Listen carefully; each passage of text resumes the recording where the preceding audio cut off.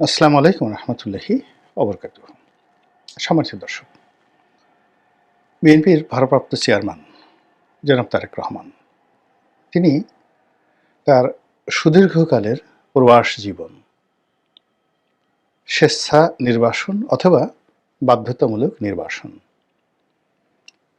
সব অতিক্রম করে আগামী ২৫শে ডিসেম্বর ২০২৫ সাল বাংলাদেশে প্রত্যাবর্তন করবেন। বিএনপি তাদের যে সর্বোচ্চ নেতা তার এই আগমনকে ল্যান্ডমার্ক এবং গ্র্যান্ড রিসিপশনে পরিণত করার জন্য সর্বোচ্চ চেষ্টা এবং তদবির চালিয়ে যাচ্ছেন। তারা প্রচার চালাচ্ছেন খুব অল্প, কিন্তু তাদের যে সাংগঠনিক ক্ষমতা সেই সাংগঠনিক ক্ষমতার সর্বোচ্চ পরাকাষ্ঠা তারা ২৫ তারিখে দেখানোর চেষ্টা করবেন। বিএনপি আশা করছে যে এই শহরে, এই ঢাকাতে এত মানুষের সমাবেশ হবে যা দেখে মানুষ স্তম্ভিত হয়ে যাবে। এই শহরের বহু মানুষ, এই শহরে ২.৫ কোটি মানুষ বসবাস করে। এই ২.৫ কোটি মানুষের মধ্যে শক্তিমান, সামর্থ্যবান অন্তত অর্ধেক মানুষ, 50% মানুষ সেদিন রাজপথে নেমে আসবে। মানে ১.৫ কোটি মানুষের মধ্যে আমরা তো এই যে ২.৫ কোটি মানুষ ধরি, তো নারী, পুরুষ, আবার বৃদ্ধ, বনিতা। তো এর মধ্যে ধরুন যদি 50% ধরেন তাহলে ১.৫ কোটি। তো ১.৫ কোটি, আর এই ১.৫ কোটির মধ্যে যদি সামর্থ্যবান যারা ধরেন, যাদের বয়স ২০ বছর থেকে ৪০ বছর, এদের সংখ্যা ৪০%। তাহলে রাজপথে নেমে আসবে ৫০ লাখ লোক। এটা কিন্তু চারটিখানি কথা নয়। ৫০ লাখ লোক এই শহরে যদি একসঙ্গে রাজপথে নামে, এই রাজপথ ধারণ করতে পারবে না। কোনো রাজপথে তিল ধারণের জায়গা থাকবে না। এর বাইরে ঢাকার বাইরে থেকে আরও ১ কোটি লোক এই শহরে প্রবেশ করবে ২৫ তারিখে উপলক্ষ করে। তাহলে কি হলো, ঢাকা শহরে জনগণ হয়ে পড়বে ৩.৫ কোটি, আর রাজপথে নেতার দর্শনে নেমে আসবে ১.৫ কোটি মানুষ। শহরের ৫০ লাখ, আর নেতাকর্মী সারা বাংলাদেশ থেকে, টেকনাফ থেকে তেঁতুলিয়া পর্যন্ত ১ কোটি লোক আসবে। তো ১ কোটি লোক কিন্তু খুব বেশি না। ৬৪টি জেলা যদি ধরেন, ঢাকা শহর বাদ দেন, তাহলে আপনি ৬০টি জেলা ধরেন। তো ৬০টি জেলা থেকে যদি লোকজন আসে, এক এক জেলা থেকে ১.৫ কোটি লোক আসে গড়ে, তাহলে তো আপনার ৯০ লাখ লোক চলে আসে এরকম আশেপাশে। তো সেই হিসেবে ১.৫ কোটি লোক ঢাকা শহরে আসবে, এবং সেই ঢাকা শহরে ১.৫ কোটি লোক যদি আসে, তাদেরকে জায়গা দেওয়া, তাদেরকে ম্যানেজ করা, সব মিলিয়ে বিএনপি রীতিমতো গলদঘর্ম হয়ে যাচ্ছে। নেতার সিকিউরিটি, এটি নিয়ে পুলিশের মাথা খারাপ হয়ে গেছে। সেনাবাহিনীর প্রমাদ শুরু হয়ে গেছে যে কি হবে সেই দিন। এরপর দলের পক্ষ থেকে তাকে ব্যক্তিগত নিরাপত্তা দেওয়ার জন্য একটা চৌকুশ নিরাপত্তা টিম তৈরি করা হয়েছে। আমাদের দেশে তো এখন দেখবেন যে ওই যে এসএসএফ এর নকল করে যে স্পেশাল সিকিউরিটি ফোর্স রয়েছে, প্রধানমন্ত্রীকে গার্ড দেওয়ার জন্য সেই যাকে বলা হয় ঘিয়া কালারের যে হাফ যে জ্যাকেট পরে, তারপরে শেষে ভালো বেশি, মানে এসএসএফ এর যে পোশাকগুলো পরে, তো ওই রকম ড্রেস বানিয়ে হাফ জ্যাকেট পরিয়ে তারপর শেষে মাসেলওয়ালা যুবকদেরকে এখন অনেকেই, মানে এমপি প্রার্থী, একটু টাকা পয়সা হয়েছে, সবাই ওইরকম আন্ডারে সিএসএফ, তারপরে কেএসএফ, তারপরে এনএসএফ, তারপরে এরকম বিভিন্ন নাম দিয়ে, যেমন ধরেন রনির সিকিউরিটি ফোর্স, আরএসএফ এরকম। তারপরে ধরুন একজনের নাম ধরেন Babul Babul Babul security force, Babul's security force, মানে প্রাইম মিনিস্টার্স এসএসএফ স্পেশাল ফোর্সকে যেভাবে করা হয়েছে এরকম। যেমন বেগম খালেদা জিয়ার জন্য মানে সিএসএফ তৈরি করা হয়েছিল, সিএসএফ, তো চেয়ারপারসন সিকিউরিটি ফোর্স।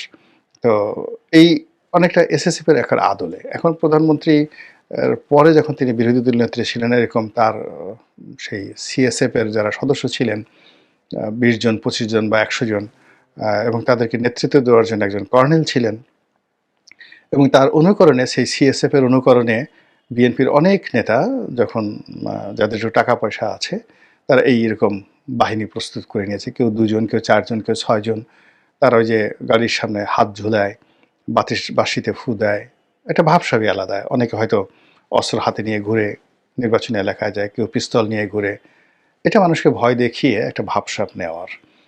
এই যে প্রাইভেট সিকিউরিটি, এই সিকিউরিটি আগে একজন কর্নেলের নেতৃত্বে ছিল। এখন এখানে একজন ব্রিগেডিয়ার নিয়োগ দেওয়া হয়েছে এবং তার জন্য সেই তারেক রহমান সাহেবের সেই সিকিউরিটি ফোর্স এটি তৈরি করা হয়ে গেছে। এখন সেটার নাম যেমন আগে চেয়ারপারসন সিএসএফ ছিল, এখন হয়তো ওইরকমই নাম থাকবে। ওটা জন্য আবার অতিরিক্ত যোগ হয়েছে, যেমন বেগম জিয়ার সেই বুলেট প্রুফ গাড়ি ছিল না, তারেক রহমান সাহেবের জন্য বুলেট প্রুফ গাড়ি আনা হয়েছে। তো এই যখন অবস্থা, সেই বুলেট প্রুফ গাড়িতে করে তিনি সিলেটে এসে নামবেন, সেই যাকে বলা হয় লন্ডন থেকে। এখন সিলেট থেকে তিনি কি প্লেনে করে ঢাকা এয়ারপোর্টে আসবেন না বাই রোডে আসবেন, এটা আমি এখন পর্যন্ত জানি না। তবে ঢাকা যে এই মুহূর্তে সবচেয়ে যেটা নান্দনিক এলাকা, সেই নান্দনিক এলাকা হলো ৩০০ ফিট এয়ারপোর্ট থেকে, মানে কুড়িল বিশ্ব রোড থেকে শুরু করে একেবারে সেই যে নারায়ণগঞ্জ পর্যন্ত ৩০০ ফিটের যে রাস্তা, এর চেয়ে নান্দনিক জায়গা, স্পেসিয়াস জায়গা নেই বাংলাদেশে। ঠিক এই জায়গাটিকে একটা মেলা করার জন্য, একটা বাণিজ্য মেলার সময়তে পূর্বাচলে যাওয়া হয়, মানে তখন এই ৩০০ ফিটটি ব্যবহৃত হয়। তো এই ৩০০ ফিটটিকে বন্ধ করে যদি ২৫ তারিখে যেদিন বন্ধ হবে, মানে ওই দিন সরকারি ছুটি, তো ওখানে যদি বিএনপির সেই চেয়ারপারসনের বা চেয়ারম্যানের গণসংবর্ধনা অনুষ্ঠিত হয়, তাহলে হয়তো দেখা গেল পুরো ৩০০ ফিটে ৩০-৪০ লাখ লোককে জায়গা দেওয়া যাবে, আর বাকি লোকগুলো শহরের বিভিন্ন এলাকাতে থাকবে ১.৫ কোটি লোকের মধ্যে, এবং তারা সবাই এগুলো সব টেলিভিশন বলেন, অন্যান্য জায়গাতে বলেন, লাইভ টেলিকাস্ট হবে, মানুষ যার যার অবস্থান থেকে বুঝতে পারবে নেতা আসছেন। এই হলো প্রস্তুতি। আমি হয়তো বিএনপি আরও বড় করে প্রস্তুতি নিচ্ছে বা আরও ভালো করে বলতে চাচ্ছে, আমি অত সুন্দর করে বলতে পারলাম না, কিন্তু কাছাকাছি এরকম হবে। এখন সমস্যা হলো যে এই ঘটনাগুলো যদি ঘটতে থাকে, তাহলে তো জামাতের রাজনীতি থাকবে না, এনসিপির রাজনীতি জিরো হয়ে যাবে। তারেক রহমান সাহেব যেদিন অফিসে বসবেন, সেদিন সব আকর্ষণ তাকে কেন্দ্র করে হবে। আমাদের দেশে তো মানুষ মানে সবসময় হাওয়া যেদিকে যায় সেদিকে পাল তুলে দেয়, এবং স্রোতের বিরুদ্ধে দাঁড়ানোর মতো আমাদের এই সমাজে কোনো লোক নেই। আমাদের দেশে যখন গণজাগরণ মঞ্চ হয়েছে, সব মানুষ, মন্ত্রী, এমপি, সেনাপ্রধান থেকে শুরু করে সব মানুষ ইমরান এই সরকারের ব্যাগ টেনেছে। আমাদের দেশে যখন সেই আহমেদ শফি সাহেবের ডাকে হেফাজতের সেই শাপলা চত্বরে সবাই ঐক্যবদ্ধ হয়েছে, সব মানুষ, এরশাদ সাহেবের মতো মানুষ, বড় বড় মানুষ হুজুরের কদম বসে নেওয়ার জন্য গেছেন, দাঁড়ায় দাঁড়ায় রাস্তায় পানি বিলি করেছেন। আবার এই যে আমাদের দেশে যখন এখন জুলাই গণঅভ্যুত্থান হলো, সব মানুষ সার্জিস হাসনাত, মানে সরি, হারজিস বলে ফেলছে, আমি সরি, বিকজ হাসনাত এর জায়গাতে উঠে হয়ে গেছে সার্জিস, হাসনাত, মানে ওনাদের মতো যারা নেতা আছেন, তাদের ব্যাক টানার জন্য কত বড় বড় মানুষ যে তাদের পিছু পিছু ঘুরে এরকম, মানে আপনি এই যে হাদি সাহেব যে ইন্তেকাল করলেন, তো তার যে জানাজা, এরকম জানাজা তো বাংলাদেশে কখনো হয়নি। ৩ বাহিনী প্রধান আসলেন, সবাই রাজনীতিবিদরা চলে গেলেন, সব মিলিয়ে ঠিলে। এই কারণ হলো জনগণ যেদিকে যাচ্ছে সেই দিকে মানুষ যাবে। তো তারেক রহমান সাহেবকে কেন্দ্র করে যদি এই যে জনাব উসমান হাদির জানাজাতে যে পরিমাণ লোক হলো, তার দ্বিগুণ, ৩ গুণ, ৪ গুণ লোক যদি হয়ে যায়, তাহলে আপনি বোঝার চেষ্টা করুন, সকল রাষ্ট্রযন্ত্র, প্রশাসন যন্ত্র সব কিছু সেই বিএনপি কেন্দ্রিক, তারেক রহমান কেন্দ্রিক এটা পরিণত হয়ে যাবে। এবং এটা কোনো অবস্থাতে ইলেকশনের আগে আপনি এটা নিতেই পারবেন না। মানে তিনি বাংলাদেশে পা দেওয়ার সঙ্গে সঙ্গে এইরকম একটি সম্বর্ধনার যদি আয়োজন করা যায়, তাহলে তিনি হবেন বাংলাদেশের অঘোষিত প্রধানমন্ত্রী। A king without kingdom, without Throne, কিংবা ওই মাথায় যে মুকুট পরে, সেই সেই মাথার মুকুটহীন একজন সম্রাট হয়ে পড়বেন তিনি। তো এটা বিএনপির লোকজনের যত ভালো লাগবে, তার সাথে ১০০ গুণ খারাপ লাগবে কাদের? আওয়ামী লীগের।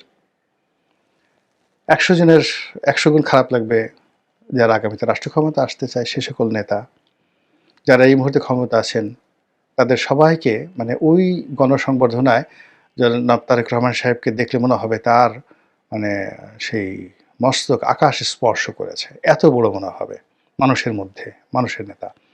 এটা দেখলে একবার চিন্তা করেন তো ডক্টর মোহাম্মদ ইউনূসের মন ভালো হবে না খারাপ হবে, কেমন লাগবে বলেন তো? তো এরকম যারা বিভিন্ন লোকজন আছেন অনেকের কষ্ট হবে, অনেকের হিংসা লাগবে এবং অনেকের রাজনৈতিক ভবিষ্যৎ নষ্ট হয়ে যাবে তারেক রহমান সাহেব আসলে। ফলে ২৫ তারিখ নিয়ে খোদ বিএনপির মধ্যে বহু বিতর্ক রয়েছে, বহু যাকে বলা হয় সন্দেহ রয়েছে, অবিশ্বাস রয়েছে। আসলে নেতা শেষ পর্যন্ত আসবেন কিনা, আসতে পারবেন কিনা, আর প্রতিপক্ষ যারা আছে তারা তো কেল্লাফতে আসতেই পারবে না। এরপরেও উভয় পক্ষ কিন্তু ২৫ তারিখে কেন্দ্র করে নানা রকম প্রস্তুতি নিচ্ছে। বিএনপি যেভাবে প্রস্তুতি নিচ্ছে, বিএনপি যারা প্রতিপক্ষ তারাও প্রস্তুতি নিচ্ছে। এখন ধরুন বিএনপির প্রতিপক্ষ এই সম্মেলনটিকে কেন্দ্র করে যদি তারা প্ল্যান করে, প্রোগ্রাম করে এবং সেটা তারা করবে না কেন? এবং ওই একই দিবসে যদি তারা কাছাকাছি গুলশান, বনানী, হাতিরঝিল এই সমস্ত এলাকায় যদি তারা প্রোগ্রাম দিতে থাকে এবং সেই প্রোগ্রামগুলো খুব অদ্ভুত, যেমন দেখা গেল এই যে ভারতীয় দূতাবাস ঘেরাও হবে ২৫ তারিখে, তাহলে এই যে উসমান হাদির যে স্পিরিটটা এই মুহূর্তে আছে, জানাজার মাধ্যমে এটা হয়েছে, এটাকে টার্গেট করে যদি ২৫ তারিখে ভারতীয় দূতাবাস ঘেরাও করা হবে, যেটা সেই অনুসন্ধানী সাংবাদিক জুলকার নায়েন থেকে শুরু করে আরও অনেকে বলার চেষ্টা করছেন আগের থেকে, এটা ওপেন সিক্রেট। তাহলে এই ক্ষেত্রে যদি অন্তত ১০ লাখ লোকও একদিকে জড়ো হয় তাহলে ১.৫ কোটি লোক জড়ো হতে পারবেন না। ঢাকাতে তো স্পেস নেই, কোনো অবস্থাতে স্পেস নেই। একই সাথে দুটো প্রোগ্রাম যেটি সেখানে ধারণা হয়। ২ নম্বর হলো যে ওই যে যারা ওসমান হাদির যে টার্গেট যারা করেছে বা ওসমান হাদির ঘটনা যারা ঘটিয়েছে তারা তো বসে থাকবে না। তো তারা যদি তারেক রহমান সাহেব বিরোধী পক্ষ হন, তারা তো এই ঘটনা ঘটিয়ে সারা বাংলাদেশকে উত্তাল করে দিয়ে এখন পর্যন্ত যে ঘটনাগুলো ঘটেছে ওসমান হাদির দুর্ঘটনার পর, হত্যাকাণ্ডের পর, তাতে খুনির যারা দোসর বা যারা খুনির মাস্টার মাইন্ড, হুকুমদাতা বা স্বয়ং যারা খুনি, তাদের একটা পশম তো এখন পর্যন্ত স্পর্শ করা যাচ্ছে না। এবং এখন পর্যন্ত খুনির মানে মানে যে মোটিভ ছিল, কি কারণে তিনি খুন করেছেন, এই জিনিসগুলো মানে আমরা জানতে পারিনি, প্রশাসনও জানতে পারেনি, কেউ কিছু বলেনি। শুধু ওসমান হাদির চিকিৎসা, তার দাফন, কাফন, জানাজা, এই জিনিসগুলো নিয়ে পুরো দেশ এবং জাতি আবেগে ভাসছে। আর যখনই জাতি আবেগে ভাসছে তখন প্রতিপক্ষ হাসছে, যারা এই কাজগুলো ঘটিয়েছে। ফলে তারা তাদের টার্গেট 2, টার্গেট 3, টার্গেট 4 এবং সেই টার্গেট 4 যদি তারেক রহমান সাহেবের ২৫ তারিখে কেন্দ্র করে কোনো কিছু ঘটে, এনিথিং হ্যাপেন্ড, এমনকি ওই দিন যদি একটা বেলুনও ব্রাস্ট করা হয় ২৪ তারিখ রাতে, দেখা গেল যে সর্বনাশ হয়ে যাবে একটা জীবন। মানে দেখা গেল যে লক্ষ লক্ষ মানুষ, তো লক্ষ লক্ষ মানুষ আকাশে, মানে ওই দিন তো নেতা আসবেন, বারে বারে আকাশের দিকে তাকাবে, হঠাৎ করে যে কোনো জায়গা থেকে ধরেন বড় একটা বেলুন আকাশে উঠছে এবং আকাশে গিয়ে এই বেলুনটা হঠাৎ ব্রাস্ট হলো এবং বেলুন থেকে অদ্ভুত দুর্গন্ধ, বাজে জিনিস এসে মাটিতে পড়লো। তো মানুষ কিন্তু মানে একটা জাস্ট একটা ফান, কেউ হয়তো একটা ফান করবে, টিটকারি করবে, মস্কারা করবে, কিন্তু ওটার যে আতঙ্ক শুরু হয়ে যাবে, সেই আতঙ্কে যে দৌড়দৌড়ি শুরু হয়ে যাবে যে বেলুন থেকে না জানি অ্যাটম বোমা পড়লো কিনা। তো এইরকম আসলে যারা প্রতিপক্ষ রয়েছে তাদের মাথায়, আমি এখানে 7টি ঘটনা বলেছি, 7, যে তারা পরিকল্পনা করছে। আসলে এরকম শত শত দুষ্ট বুদ্ধি প্রসব করার মতো আমাদের এই সমাজের অনুর্বর মস্তিষ্কের অভাব নেই। সমাজে যখন খারাপ সময় চলে তখন দুষ্ট বুদ্ধি এখানে রীতিমতো প্রাতিষ্ঠানিক রূপ লাভ করে, আর সমাজে যখন উর্বরতা বিরাজ করে তখন সেখানে শিল্প হয়, সাহিত্য হয়, নাটক হয়, সিনেমা হয়, গান হয়, বাদ্য হয়, মানে বসন্তের সময় যা কিছু হয়, উৎসব হয়, পার্বণ হয়, কিন্তু সমাজ যখন সেই যাকে বলা হয় যেখানে আ জানাজার জন্য প্রস্তুত হয়, সমাজ যখন জানাজাটাকে সেলিব্রেট করে, একটি জানাজাকে একটা সমাজ যখন একটি মানুষের মৃত্যুকে সেলিব্রেট করে, তখন সেখানে জন্ম নিয়ে আনন্দ করা যায় না। এখনকার যে সমাজ, এই সমাজের যে আ কাঠামো বা ট্রান্সফরমেশন, সমাজটাতে যে বিবর্তন হচ্ছে, তো সেইখানে যদি আপনি হুট করে কোনো আনন্দ উদযাপন করতে চান, সে আনন্দ এই সমাজ ধারণ করতে পারে না। ফলে কি হলো, এই যে তারেক রহমান সাহেবের যে আগমন, সেই আগমনটাকে আপনি এটাকে আনন্দমুখর করবেন। এটাকে উদযাপন করবেন। তারপরে এটিকে আপনি আবার ক্যাশ করবেন, অন ক্যাশ করবেন। প্রথমত আপনি নেতা আসছেন, আনন্দ প্রকাশ করবেন। সমাজের সবাই যেখানে কাঁদছে, আপনি সেখানে হাসবেন কেন? আপনি তো হাসতে পারবেন না। ব্যবসা-বাণিজ্য বন্ধ, শিল্প কারখানা বন্ধ, কোটি, কোটি মানুষ মানে পাগলের মতো ছুটছে। আর সেখানে আপনি ১.৫ কোটি মানুষ এনে একত্র করে নেতাকে বরণ করে নেবেন। এটা সমাজের যে ডিমান্ড, সেই ডিমান্ডের উল্টো। ২ নম্বর হলো যে আপনার যারা প্রতিপক্ষ রয়েছে, সেই প্রতিপক্ষ সঙ্গে আপনার সমঝোতা নেই। আপনি একেবারে টাগ অফ ওয়ার, মুখোমুখি সংঘর্ষের চরম পর্যায়ে আছেন। সেখানে আপনি প্রতিপক্ষকে যাকে বলা হয় একটা উচিত শিক্ষা দেওয়ার জন্য নেতাকে আপনি সেখানে বরণ করে নেবেন। এটা হয় না। কখনো কোথাও হয় না। অতীতে যারাই এই গণসংবর্ধনা পেয়েছেন, ওই সময়টাতে তাদের কোনো প্রতিপক্ষ ছিল না এবং তাদের কোনো দুর্নাম বদনামও ছিল না। থার্ডলি হলো যে আপনি এই আগমনকে কেন্দ্র করে ব্যবসা করবেন, বাণিজ্য করবেন, নির্বাচনে জিতবেন, ভোট করবেন, রাষ্ট্র ক্ষমতা দখল করবেন। আর বাকি সবাই যারা আছে তারা লেমন চুষ খাবে, তারা কোলবালিশ দিয়ে ঘুমিয়ে থাকবে। তারা ম্যাসাজ পার্লারে গিয়ে বলবে, আমাদের হাত পা টিপে দাও, আমাদের মন খুব খারাপ, এখন একটু ম্যাসাজ না করলে মন হচ্ছে না। এটা হয় না।